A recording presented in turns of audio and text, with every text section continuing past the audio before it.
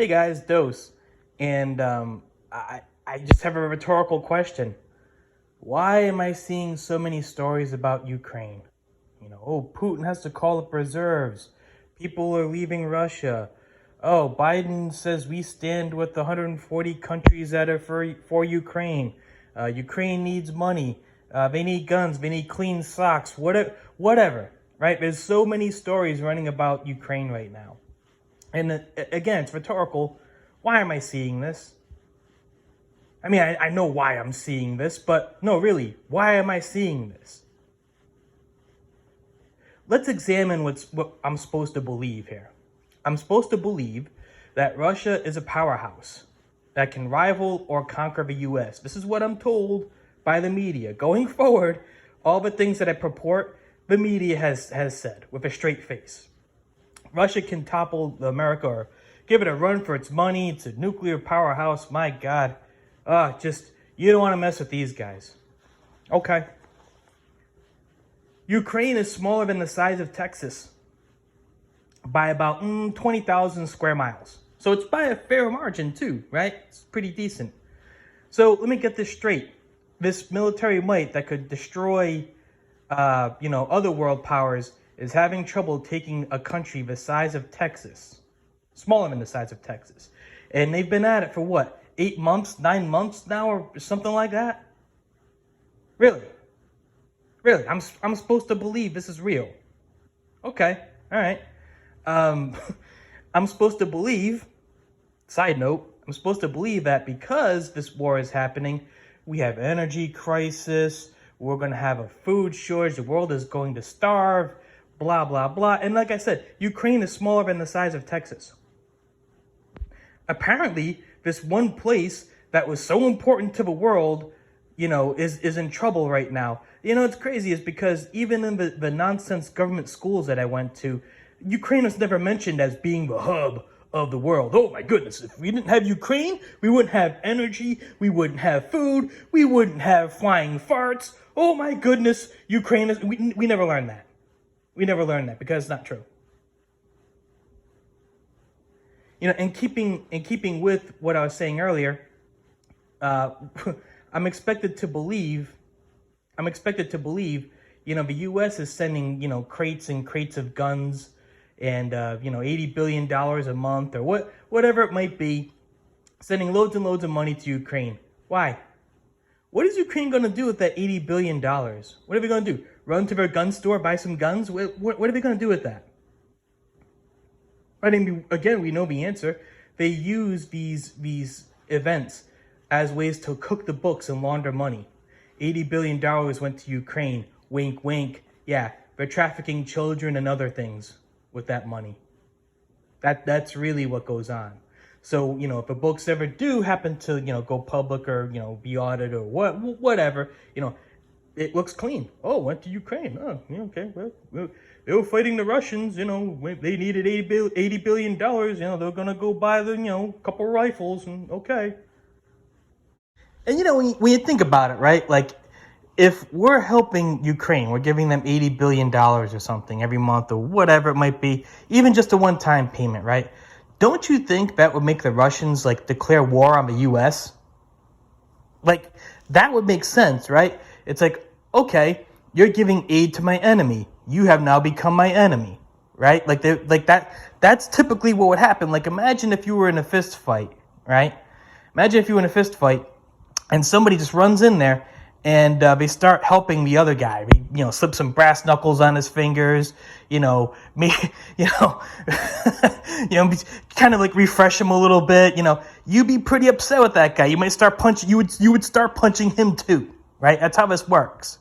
But yet Russia's like, oh wait, no, America's giving guns and money to my enemy. It's killing our men. Who cares? Who cares? They can kill our guys. They can support our enemy. We won't declare war on you. Does this seem natural? Does this seem right? Like, have I lost my mind? Like about like how like world politics is supposed to work, right? Like that's how it's supposed to work, right? Like, again, they want me to believe this is real. This is real. It's happening. Look at this. But none of the things that should be happening are. And now we have what Hollywood celebrities and stars just fly out there, just get on a plane, fly out there, just go, right? Zelensky, supposedly the commander in chief over there, somehow always has time to shake their hands and get their picture taken. Meanwhile, they were also running stories about, he's a brave fighter, he's on the front lines, and he's sleeping in the barracks with his men. Yeah, we know what that means, wink, wink. But, I mean, really, seriously, does anybody really believe that this country is under siege and, the president and whoever has time for some Hollywood schmuck? Oh, I gotta go shake their hand. He was in a movie. Oh, this is gonna help the war effort. Take the picture. Like, what? What sense does this make? I don't get it. I don't understand. I don't understand how anybody can watch this, take the information that's given to them, and then they don't have any questions. I don't get it. I don't get it. There was a story. What was it? It was like a couple months ago. Oh, this is it. There's a column of tanks 60 miles long heading to Kiev. Oh, what's going to happen to our hero next? Tune in next week, same time, same channel. The way they, and then that story just kind of just dropped out of circulation. Nobody even knows what I'm talking about when I say it, but I read it. Ghost of Kiev was a bunch of hooey, bunch of nonsense. Sam Hydinsky was gonna go out there. It's like,